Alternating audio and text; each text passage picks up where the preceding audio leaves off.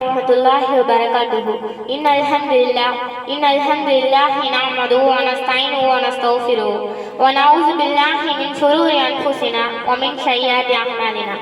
Man yahdihillahu fala mudilla lahu wa man yudlil fala hadiya lahu. Wa ashhadu an la ilaha illallah wahdahu la sharika lahu wa ashhadu anna Muhammadan abduhu wa rasuluhu amma ba'd. உங்கள் மத்தியில் எனக்கு கொடுக்கப்பட்ட தலைப்பு சஜிதாவில் அதிகம் பிரார்த்திப்போம். இப்ப சஜிதானா என்ன?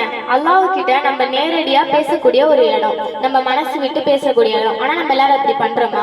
இல்ல, கண்டிப்பா இல்ல. இப்ப நம்ம ஃப்ரெண்ட்ஸ் கிட்ட எல்லாம் பேசணும்னா மணி கணக்குல பேசுவோம், எவ்வளவு நேரம் வேணாலும். இப்ப நம்ம ஸ்கூல்ல பேசுறது மட்டும் இல்லாம நம்ம செல்லுலயும் பேசுறோம்.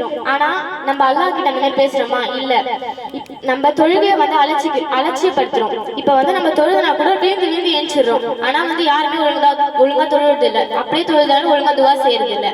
ஆனா அந்த மாதிரிலாம் நம்ம பண்ணக்கூடாது. நம்ம ஏதாச்சும் ஒரு கஷ்டம்னு வந்தா நம்ம ஃபர்ஸ்ட் யார்கிட்ட போய் சொல்லுவோம்?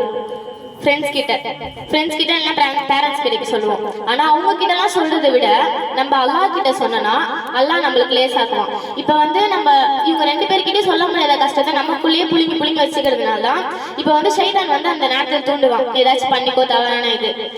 அதனால நிறைய பேர் தவறான செயல்லாம் பண்ணுவாங்க.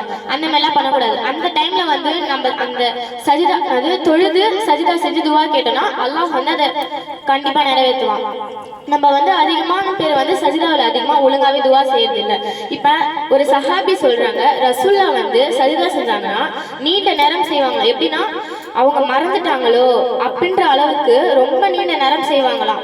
இது ருக்குவும் சரி சஜிதாவும் சரி அவ்வளவு நீண்ட நேரம் செய்வாங்க. அது மட்டும் இல்லாம நம்ம நபி ஸல்லல்லாஹு அலைஹி வஸல்லம் அவங்க கூறுறாங்க, அதிகமா சஜிதா செய்யுங்க, உங்களோட பிரார்த்தனை ஏற்றுக்கொள்ளப்படும் சொல்றாங்க. நீங்க அதிகமா சஜிதா செஞ்சீங்கன்னா உங்க பிரார்த்தனை கண்டிப்பா அல்லாஹ் ஏற்றுக்கொள்ளப்படுவான். அது மட்டும் இல்லாம அல்லாஹ் சொல்றான், தொழுறவங்களுக்கு தொழுது அதிகமா சஜிதா செய்யறவங்களுக்கு மறுமை நாள்ல ஒரு அடையாளம் இருக்குமா நெற்றியில. சஜிதா செய்யுங்கள் நெருக்கத்தை பெறுங்கள் அப்படின்றான். இப்ப நம்ம அதிகமா சஜிதா செஞ்சோம்னா நம்ம அல்லாஹ் கிட்ட நெருக்கத்தை பெறுறோம். இப்ப அந்த சாய்ஸ் நம்ம விட்டுற முடியுமா? இப்ப அல்லாஹ் கிட்டே நம்ம நெருக்கத்தை பெறுறோம். நம்மள படைச்ச ரப்பு கிட்டே நம்ம நெருக்கத்தை பெறோம்னா அதை நம்ம எப்படி விட முடியும்? அதை விடாம நம்ம அதிகமா சஜிதா செய்யணும். இனி வரக்கூடிய காலங்களில் நீண்ட நேரம் சஜிதா செய்து நன்மக்களாக அல்லாஹ் உங்களையும் என்னையும் ஆக்கி அருள் புரிவானாக. வாஹித் தவானா அல்ஹம்துலில்லாஹி ரப்பில் ஆலமீன். அஸ்ஸலாமு அலைக்கும்.